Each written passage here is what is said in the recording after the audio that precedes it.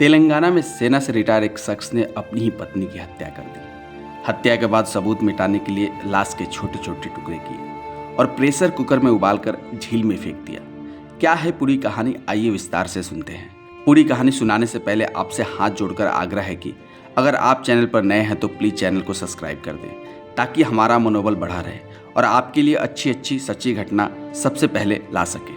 नमस्कार, आदाब, सत श्री अकाल। स्वागत है आपका अपना चैनल धर्म द स्टोरी टेलर। उम्मीद है आप सभी अच्छे होंगे, आपकी फैमिली अच्छी होगी, आप अपना और अपनों का ख्याल रखें। दोस्तों, तेलंगाना की गुरुमूर्ति जो एक आर्मी में सेना था, उसके मन में देश के प्रति बहुत ही प्यार और सम्मान है। वह आर्मी में जाकर देश के लिए कुछ करना चाहता था। गुरुमूर्ति की आर्मी में नौकरी लगने के बाद उसकी शादी आंध्र प्रदेश के प्रकाशम जिले की रहने वाली माधवी से होती है। लगभग 13 साल पहले शादी हुई थी। गुरुमूर्ति को एक बेटा और एक बेटी है। परिवार 5 साल पहले ही रंगारेड्डी जिले के न्यू वेंकटेश्वर नामक कॉलोनी में एक किराए के मकान में रहता था। गुरुमूर्ति सेना से रिटायर होकर 5 साल पहले ही इस किराए मकान में आया था और वह फिलहाल कंचन बाग में सुरक्षा गार्ड का काम करता है। ऐसे हम 14 तारीख को मकर संक्रांति मनाते हैं। साउथ में पोंगल मनाया जाता है। पोंगल के एक दिन पहले माधवी ने अपने ही माँ से बात किया। चूंकि लड़कियां अपने माँ से दूर रहती हैं तो उनसे मिलने का एकमात्र साधन मोबाइल ही है। एक बार माँ से बात हो जाए तो सुकून मिलता है। माधवी रोजाना एक बार अपने माँ से बात कर ही लेती थी। 15 तारीख के बाद माधवी ने अपने माँ से बात नहीं किया। माँ ने सोचा कि त्योहार का समय है, शायद माधवी बिजी होगी। 17 तारीख को भी माधवी का कॉल नहीं आया। जब 18 तारीख को माधवी का कॉल नहीं आया तो माधवी की माँ को कुछ अजीब सा लगा। उसने माधवी के नंबर पर कॉल की पर फोन ऑफ बता रहा था। फिर माधवी की माँ ने गुरुमूर्ति के नंबर पर कॉल किया। माधवी के माँ ने गुरुमूर्ति से पूछा कि माधवी किधर है, तो गुरुमूर्ति ने बताया कि हम लोगों में झगड़ा हो गया था। वह जिद कर रही थी घर जाने के लिए। मैंने मना किया तो घर छोड़कर चली गई है। माधवी की माँ ने सब जगह कॉल किया जहाँ माधवी जा सकती थी, पर कोई खबर नहीं मिली। माधवी की माँ 19 तारीख को अपने बेटी के घर आ जाती है। आने के बाद माधवी की माँ पूछती है कि बच्चे किधर है, तो गुरुमूर्ति बोलता है कि उनको 14 तारीख को ही उनके मौसी के घर पर छोड़ आया था। 4-5 दिन का समय बीतने के बाद माधवी की माँ जिद करती है कि पुलिस चौकी में रिपोर्ट लिखा देना चाहिए। 4-5 दिन बीत गया। मुझे डर लग रहा है कि कुछ गलत ना हो गया। दोनों जाकर पुलिस चौकी में रिपोर्ट लिखा देते हैं। पुलिस चारों तरफ पूछताछ करती है पर पुलिस को कुछ हाथ नहीं लगता। पुलिस इस मामले को हल्के में ले रही थी। पति पत्नी के बीच की बात है, वह कहीं गई होगी और आ जाएगी। पर लगभग 1 सप्ताह बीतने के बाद भी कुछ सुराग नहीं मिला और गुरुमूर्ति और माधवी की माँ बार बार आकर पुलिस को परेशान कर रहे थे कि हमारी बेटी किधर है, क्या कुछ सुराग मिला उसका। पुलिस ने फिर सोचा कि यह बात मीडिया में ना चला जाए। पुलिस सीरियस होकर इस केस पर लग गई। जांच के दौरान पुलिस ने घर के सामने लगे सीसीटीवी फुटेज को खंगाला तो उसे माधवी के घर से निकलते हुए कोई फुटेज नहीं मिला।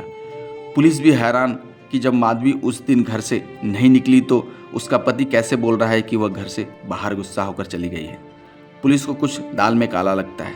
पुलिस को गुरुमूर्ति पर शक होता है। वह गुरुमूर्ति को पूछताछ के लिए पुलिस चौकी बुलाती है और गुरुमूर्ति से पूछताछ करती है। पूछताछ के दौरान गुरुमूर्ति का दिया हुआ स्टेटमेंट मैच नहीं होता। वह पहले कुछ और बोल रहा था और अभी कुछ और। पुलिस को गुरुमूर्ति पर पूरी तरह से यकीन हो जाता है कि इसी ने कुछ किया है। पुलिस की टॉर्चर पर गुरुमूर्ति टूट जाता है। वह पुलिस को बोलता है कि मैंने ही अपनी पत्नी की हत्या की है, पर कैसे किया वह मैं अपने घर जाकर ही बताऊंगा। पुलिस गुरुमूर्ति को लेकर उसके घर जाती है। गुरुमूर्ति किचन के पास पुलिस को लेकर जाता है और वहां पड़ा एक कुकर की तरफ इशारा करते हुए बोलता है कि सर, माधवी इस कुकर से ही बाहर गई। पुलिस को समझ नहीं आ रहा था कि ये क्या बोल रहा है। फिर गुरुमूर्ति पुलिस को बाथरूम में लेकर जाता है और पुलिस को बोलता है कि सर, माधवी इस बाथरूम से ही कुकर में गई थी। फिर गुरुमूर्ति पुलिस को झील के पास लेके जाता है और फिर पुलिस को बोलता है कि सर, कुकर से निकलकर माधवी इस झील में ही आई थी। पुलिस ये सब बातें सुनकर अजीब सा लगता है। पुलिस को लगता है कि इसकी मानसिक संतुलन खराब तो नहीं हो गई है। फिर गुरुमूर्ति सारी कहानी बताता है कि मैं 16 तारीख को घर पर आया। माधवी अपने घर जाने की जिद कर रही थी। मैंने मना किया पर वह नहीं मानी, मेरे से झगड़ा करने लगी। गुस्से में मैंने माधवी को मारा और उसके गले को हाथ से दबाया। मेरे हाथ का प्रेशर इतना था कि माधवी मर गई। माधवी के मरने के बाद मुझे होश आया कि मैंने ये क्या कर दिया। फिर मैं बहुत डर गया था कि अब क्या होगा। मुझे कुछ समझ नहीं आ रहा था मैं अब क्या करूं। अगर मैं लाश बाहर लेकर जाऊंगा तो पकड़ा जाऊंगा और घर में लाश रखा तो बदबू आ जाएगी। फिर मैंने एक फैसला किया। मैंने बॉडी को बाथरूम में लेकर गया और छोटे छोटे टुकड़े किए। 72 घंटे तक टुकड़े को प्रेशर कुकर में गलाता रहा और थैली में भरता रहा। हड्डियाँ नहीं गलने वाली थी तो मैंने ग्राइंडर से हड्डियों के छोटे छोटे टुकड़े किए और उसे पीसकर चूरा बना दिया और फिर मैं सबकी एक थैली बनाकर पास के झील के बीच में ले जाकर डाल दिया और घर के एक एक कोने को सफाई कर दिया। पुलिस ने उस झील में कई गोताखोर लगाए पर मांस का एक भी टुकड़ा नहीं मिला। फिलहाल गुरुमूर्ति को पुलिस ने गिरफ्तार कर लिया है, पर पुलिस को समझ नहीं आ रहा था कि इस केस को कैसे हैंडल करे, गुरुमूर्ति को दोषी कैसे साबित करे। एक भी टुकड़ा मिलता तो पुलिस के पास सबूत होता और कोर्ट को बिना सबूत के कैसे गुरुमूर्ति को दोषी साबित करेगा और पुलिस को दिया हुआ बयान कोर्ट में मान्य नहीं होगा।